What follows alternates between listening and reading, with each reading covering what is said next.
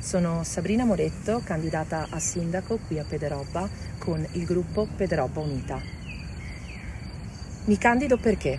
Perché dopo 10 anni di amministrazione voglio mettermi ancora a servizio della mia cittadinanza e del mio territorio. Insieme a me ho un gruppo di persone eterogeneo, sia di età che di competenze e che di esperienze, tanto che con me ci saranno persone che già fanno tantissimo nel territorio, ma che condividono con me veramente gli stessi valori di onestà, correttezza, trasparenza e rispetto verso tutti.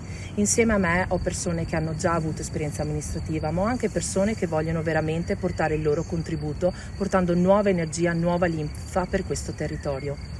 Per quanto riguarda il programma, alla base di questo c'è il dialogo, tornare a dialogare con i cittadini, con le associazioni, con tutto il territorio, perché il dialogo è importante ed è la base per ogni anche buona famiglia. Ecco, a proposito di famiglia, la famiglia nel nostro programma deve tornare al centro. Vogliamo potenziare, integrare, aumentare i servizi che circondano la famiglia intesa come famiglie con bambini, famiglie con anziani, famiglie con persone portatrici di disabilità. E poi ovviamente come amministratori sentiamo il dovere di fare manutenzione su quello che già c'è nel territorio, le strade, ma anche le nostre palestre, i nostri spazi pubblici. Questo è essenziale perché Pederobba ha tanto, ma va mantenuto. E poi ovviamente portare avanti tutte quelle opere che sono già in fase di costruzione, di realizzazione, oltre a portarne di nuovo. Perché? Perché le opere fanno sì che un territorio non si fermi e noi vogliamo veramente far crescere Pederobba.